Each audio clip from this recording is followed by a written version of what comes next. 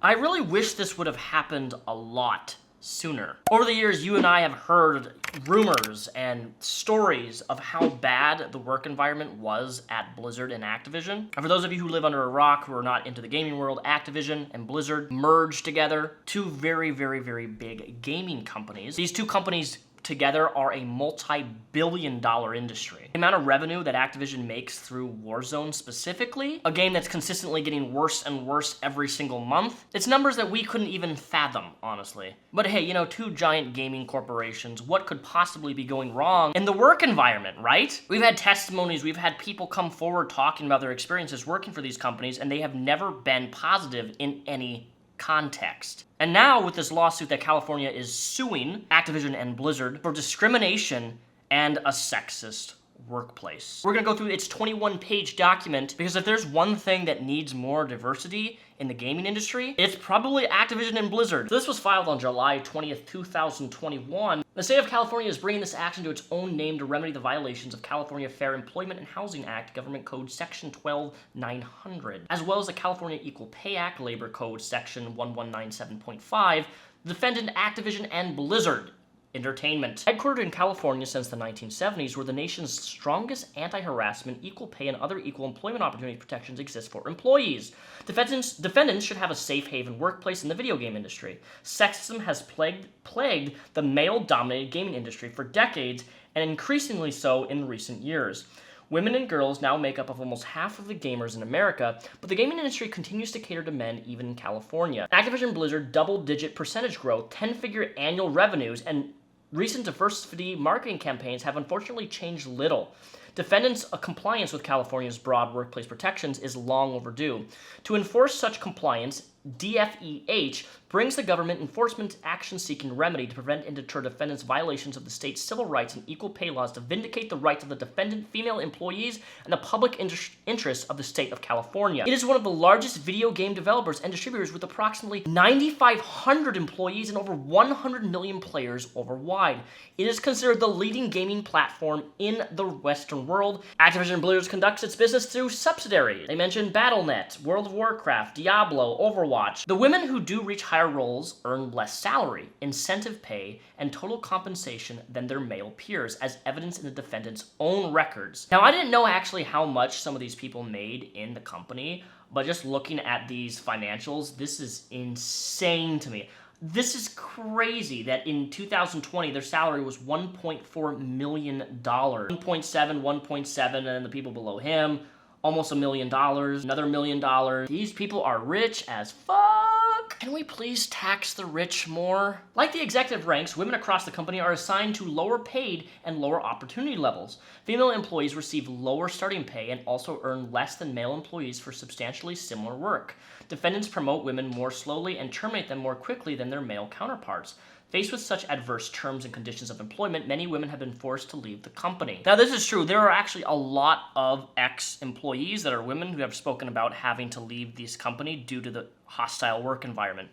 There's not a doubt in my mind that is skeptical about this in any capacity based upon how many women have actually spoken out against this company who used to work for them. I'm of the belief that when you have more than 1, 2, 3, 4, 5, 6, 7, 8, 9, 10, and the numbers just keep stacking up and they're all making the same claims about a particular someone or a corporation, or in this case, Activision Blizzard, there's truth to it. You don't just get 50-some people, 100-some people all saying the exact same thing. Defendants have also fostered a pervasive frat boy workplace culture that continues to thrive. In the office, women are subjected to cube crawls, in which male employees drink copious amounts of alcohol as they crawl their way through various cubicles in the office and often engage in inappropriate behavior towards female employees.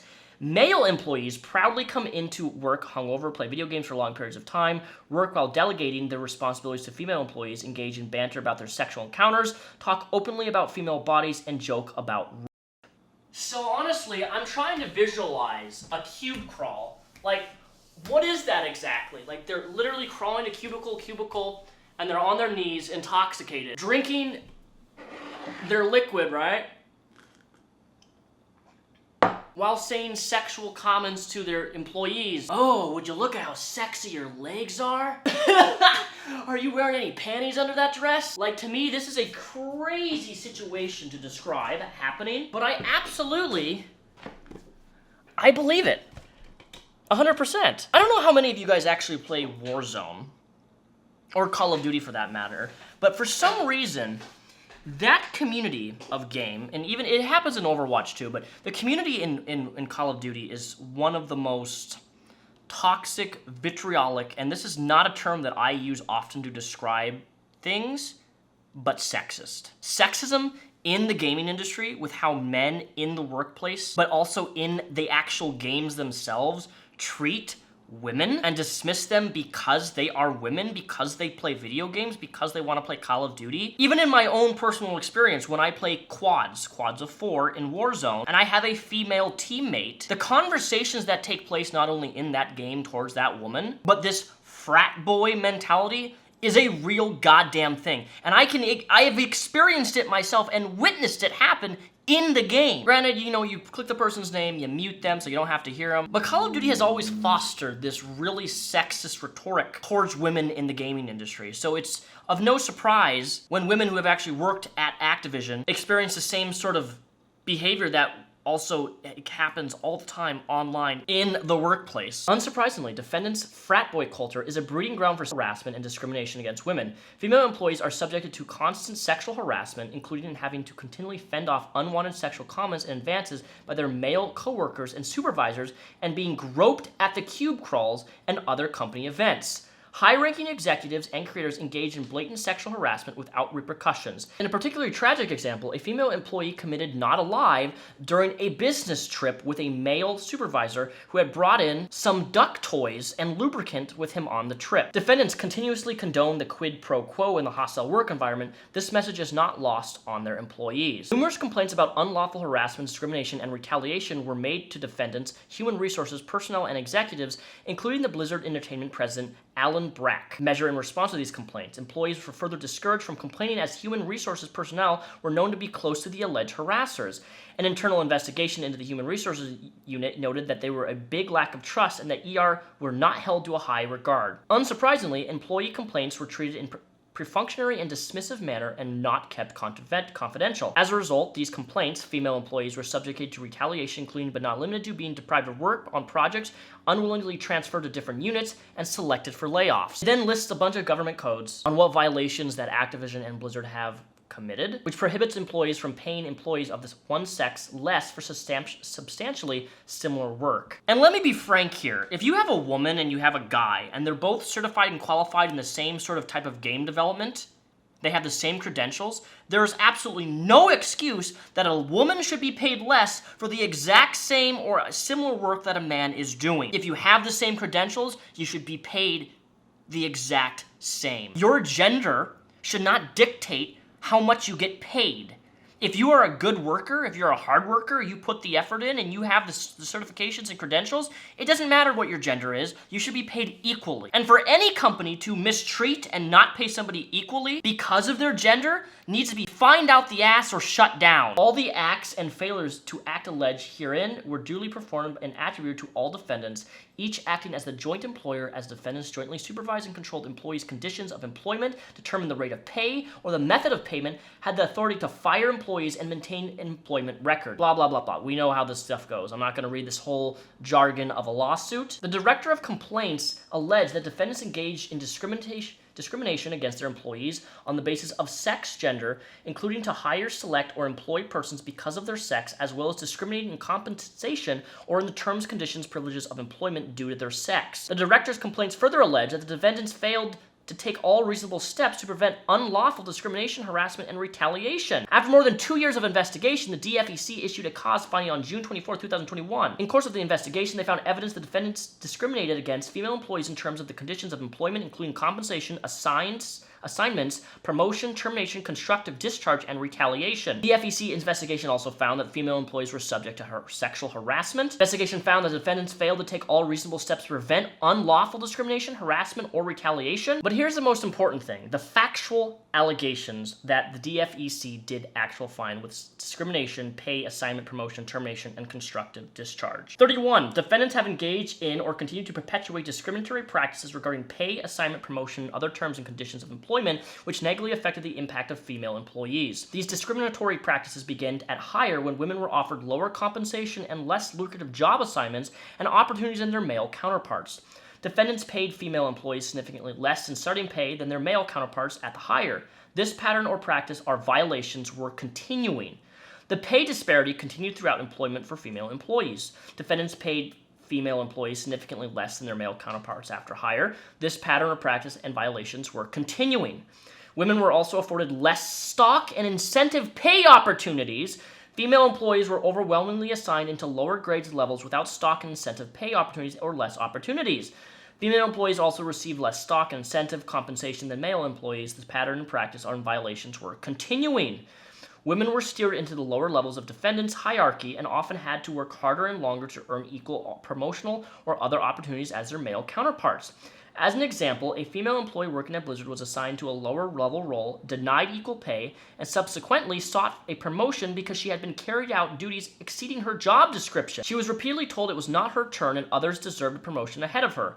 Ultimately, the employee was promoted after 3 years, while her male counterpart was promoted within a year of his hire, despite having several months. This is actually really frustrating to read this. You have an employee who goes above and beyond on being the best employee they possibly can, doing extra work that's not even required of them, and somebody who comes into the workplace where they've already been working for a year or two, somebody who just comes in, can work up the ranks almost instantaneously within less than a year, move up in a promotional rank when they've been there for almost 2 to 3 years. That isn't how that should work. If you have an employee that's working at your job for 3, 4, 5 years, right, and they do good work, and they're reliable, that promotion should go to them. Not somebody who comes in, who is a male, has the same credentials, who has worked there less time, he's at the same position or now above that person who's worked there for 3, 5 years. That is that's bonkers to me, how promotions in certain job spheres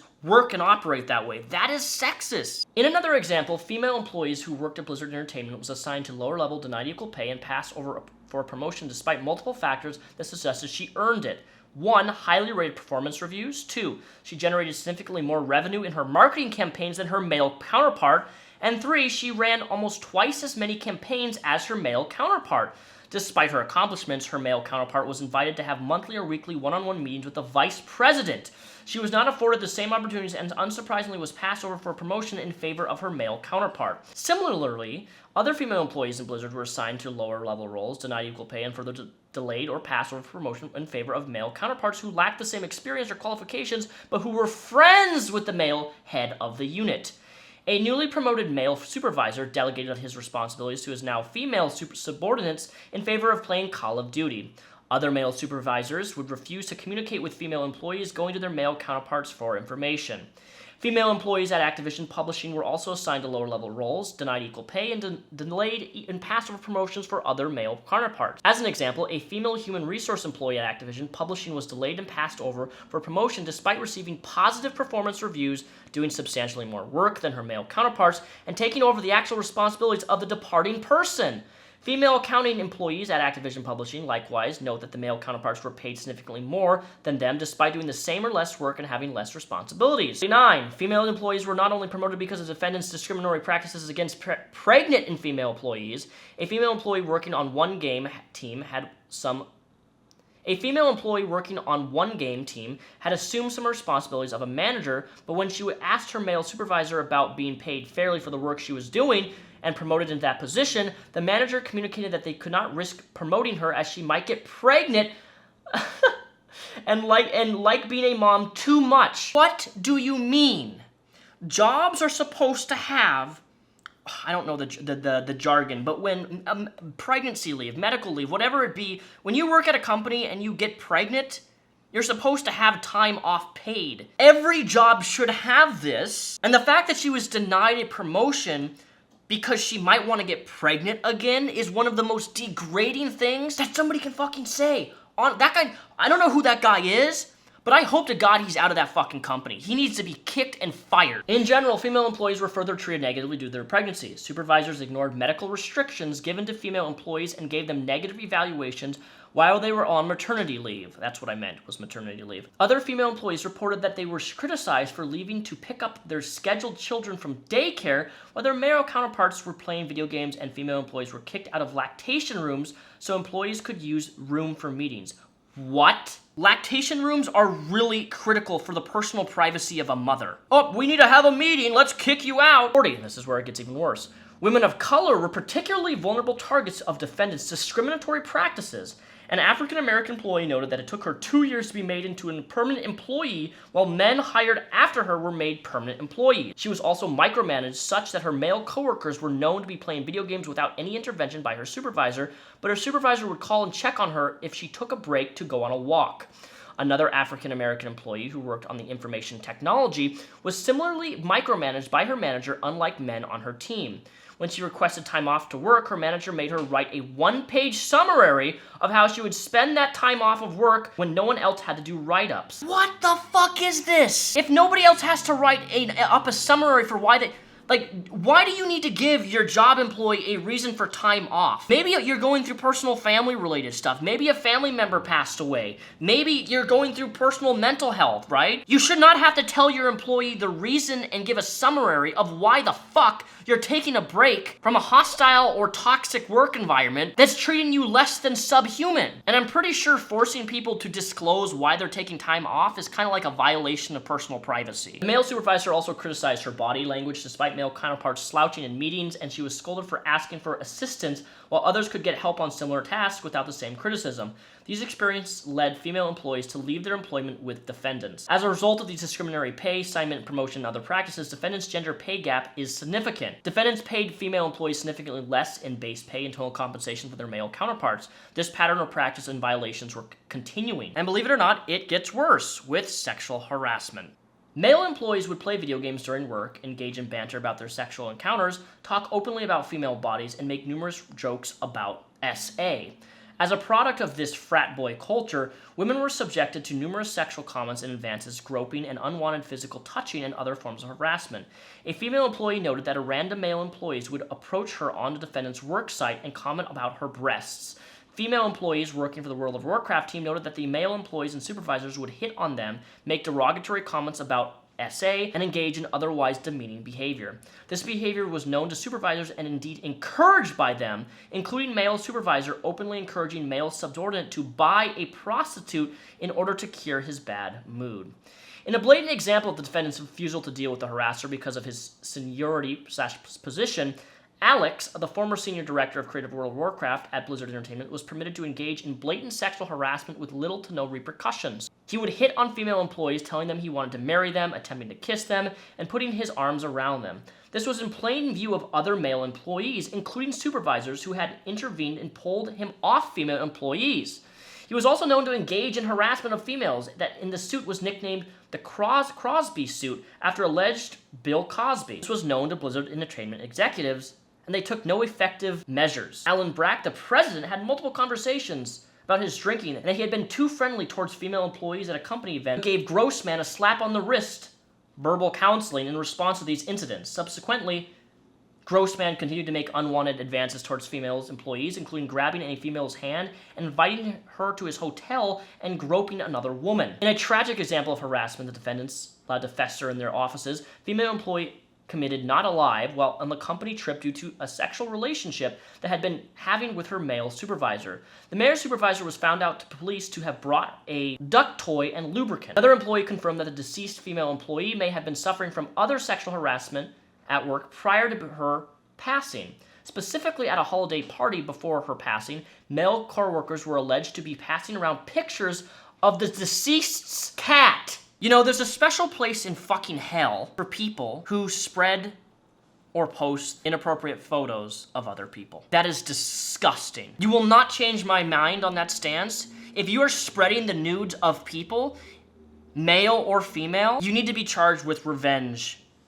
You know, like, screw you. And that should be an instant red flag for anybody if you have a friend who does that. Male or female. You don't post people's photos without their consent. An employee complained to Blizzard Entertainment president Alan Brack in early 2019 that employees were leaving due to sexual harassment and sexism. Specifically, the employees noted that women on the Battle.net team were subjected to disparaging comments. The environment was akin to working in a frat house, and that women were not huge gamers or core gamers, and not in the party scene were excluded and treated as outsiders. These unlawful employment practices, aggrieved female employees suffered and continue to suffer lost earnings, lost benefits, lost future employment opportunities, and other financial loss, as well as a non-economical damage, including but not limited to emotional pain, humiliation, embarrassment, belittlement, sadness, and mental anguish, and the amount of determined trial. Now, near the end here, it goes into what the defendants are demanding, which is compensatory and punitive damages, unpaid wages, liquidated damages, and other remedies for penalties under the Equal Pay Act, injunctive relief, declaratory relief, equitable relief, including but not limited to reinstatement and or front pay,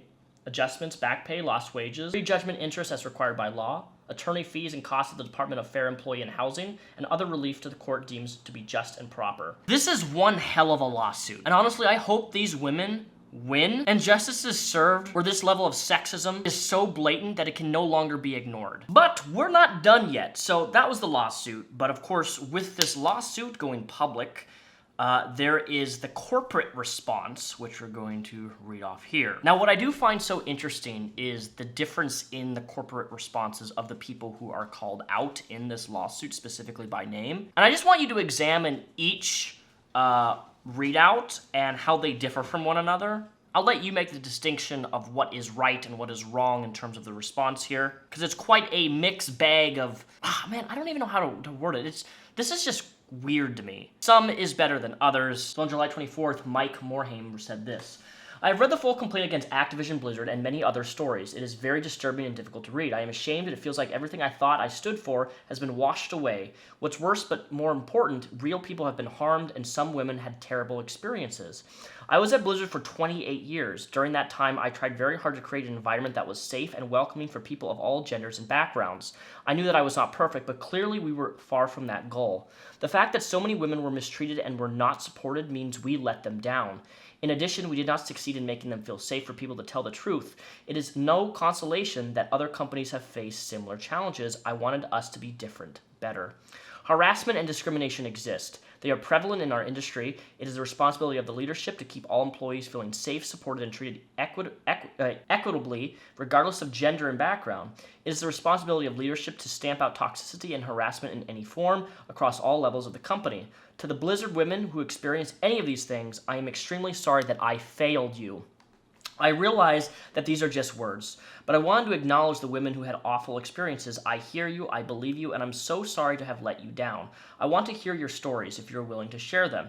As a leader in our industry, I can and will use my influence to help drive positive change and combat misogyny, discrimination, and harassment wherever I can.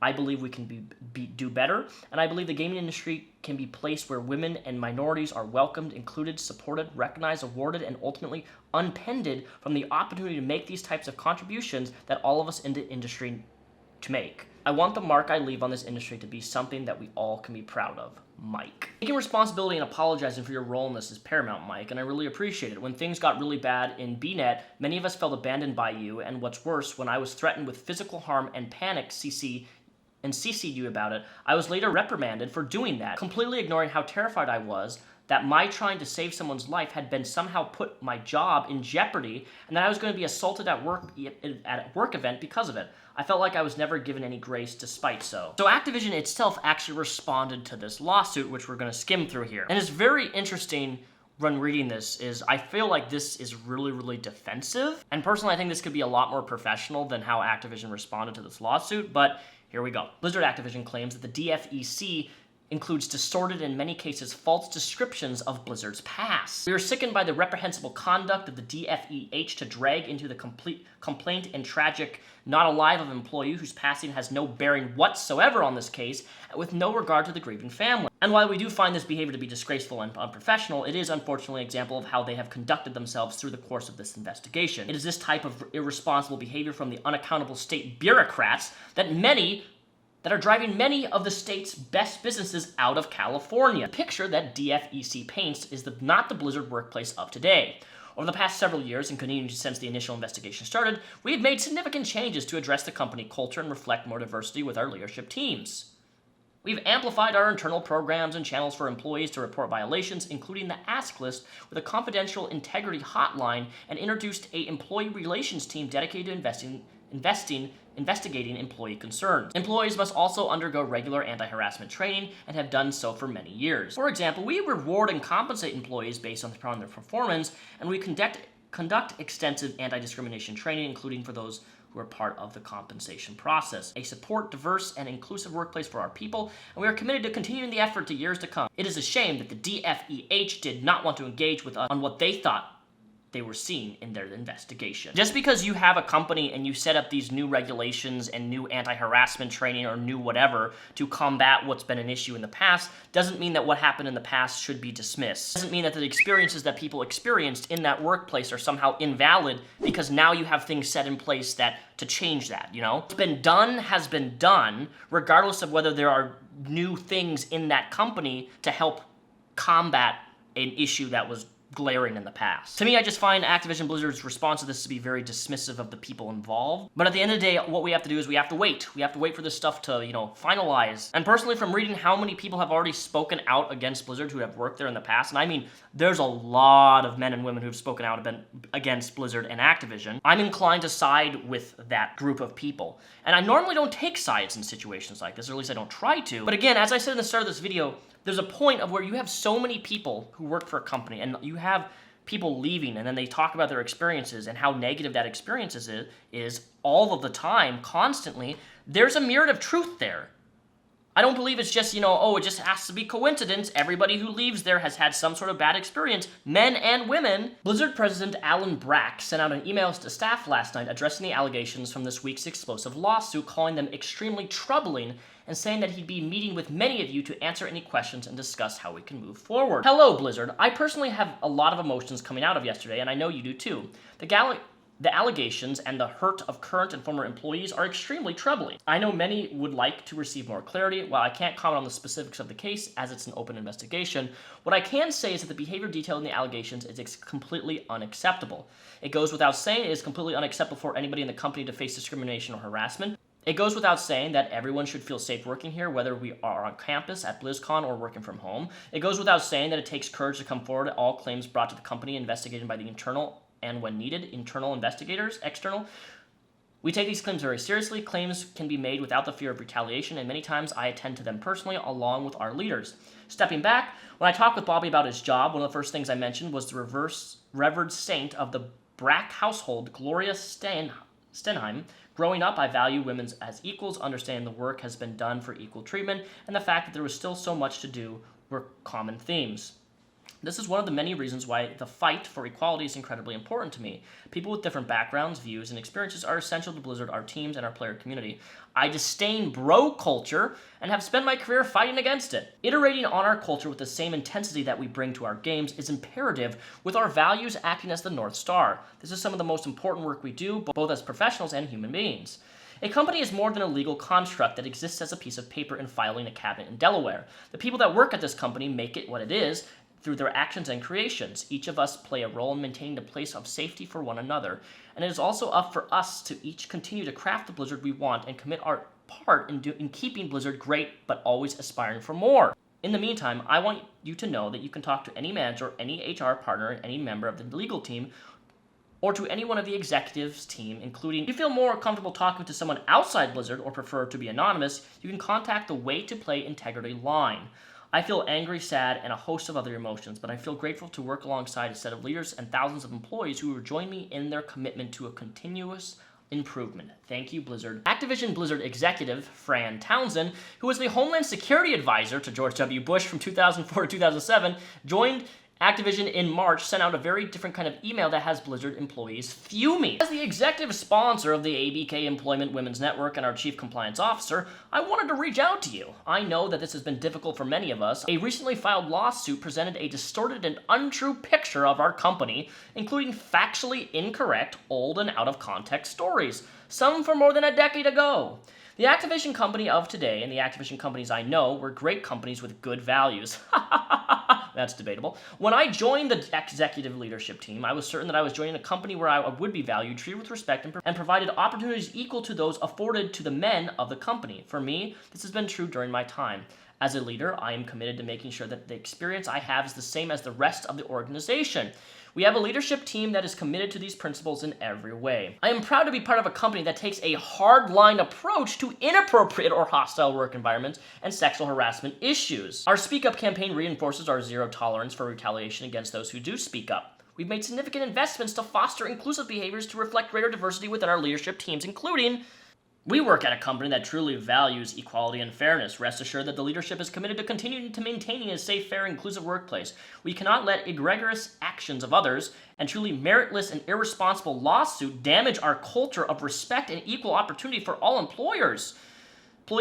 We inspire in our company to do great things in our games and our impact on society and work environment. We continue to hold firm to our principles and invest as we have in the past, and the resources to ensure equal opportunities for all employers. We are committed to as a leadership team in doing what is right. And honestly, in that response, I can see why a lot of people would be upset, because this third response, this third email is just really dismissive to the point of where he actually seems to think that Activision Blizzard hasn't done anything wrong, and just because something is old, he uses the term factually untrue from over a decade ago, just because something is old doesn't mean that it's not true. It doesn't mean that the experiences or what happened didn't happen just because of age. Age doesn't take away from things that happen. Can you guys leave a comment below and point out the difference between those three apologies? So you had the first guy, then you had the Activision response, and then you had the president respond, and then you had Fran Townsend, executive security dude at Blizzard.